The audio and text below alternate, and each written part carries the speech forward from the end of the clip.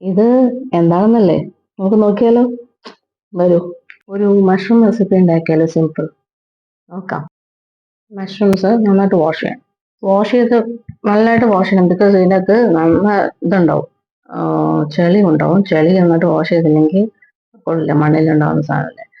So after washing എന്താ ചെയ്യേണ്ടതെന്ന് വെച്ചിട്ടുണ്ടെങ്കിൽ, ചില ആൾക്കാർ ഇങ്ങനെ സ്ലൈസ് ചെയ്യും, കട്ട് ചെയ്തെടുക്കും, ടു ആയിട്ട് ചോപ്പ് ചെയ്ത് സ്മോൾ സ്മോൾ പീസസ് ആക്കി അങ്ങനെ ചെയ്യും. പക്ഷെ എനിക്ക് മമ്മിയൊക്കെ വീട്ടിലല്ലാതെ തന്നെ ഉണ്ടാവുന്ന കൂണൊക്കെ എന്താ ചെയ്യുന്നത് വെച്ചാൽ അതിന്റെ ഔട്ടർ തൊലികളൊക്കെ ഇങ്ങനെ പറിച്ചെടുക്കുമായിരുന്നു. ലൈക്ക് ഒരു പീല് പോലെ വരും ലാസ്റ്റ് ഔട്ടറിൽ. ആ ആ സംഭവം പറിച്ചെടുത്തില്ലെങ്കിൽ കൊള്ളില്ല എന്ന് പറയാം. വീട്ടിൽ അതൊക്കെ കളയും.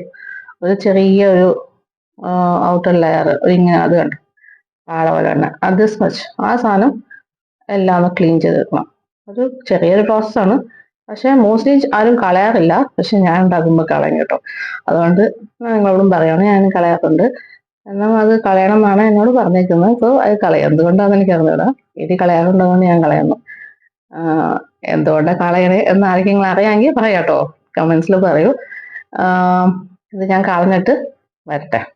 കണ്ടോ, മഷ്റൂം ക്ലീൻ ചെയ്തപ്പോൾ എനിക്ക് കിട്ടിയ വേസ്റ്റ് എത്രയാണ്. സോ അതിൻ്റെ ആഫ്റ്റർ ദാറ്റ് ഇങ്ങനെയാണ് മഷ്റൂം.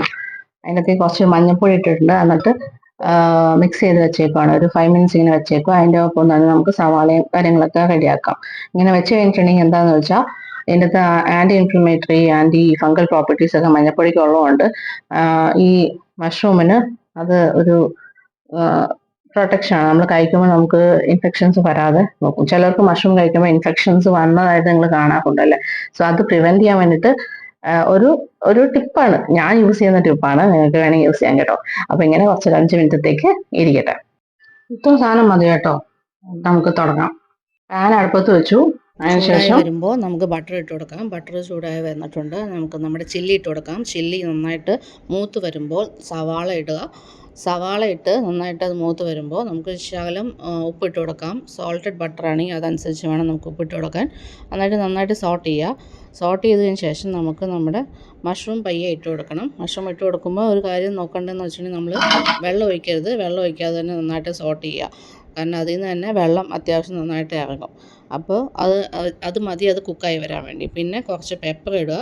പെപ്പർ ഇട്ട് കഴിഞ്ഞ് അത് അപ്പോൾ തന്നെ റെഡി. അത് കുറച്ച് നേരം നമ്മളൊന്നും കൂടി സോട്ട് ചെയ്യുമ്പോൾ തന്നെ റെഡി ആയിട്ടുണ്ട്. ജസ്റ്റ് ട്രൈ ചെയ്ത് നോക്കും, അടിപൊളിയാണ്. 2 മിനിറ്റ് കഴിയുമ്പോൾ തന്നെ കുക്കായിട്ടുണ്ടാവും.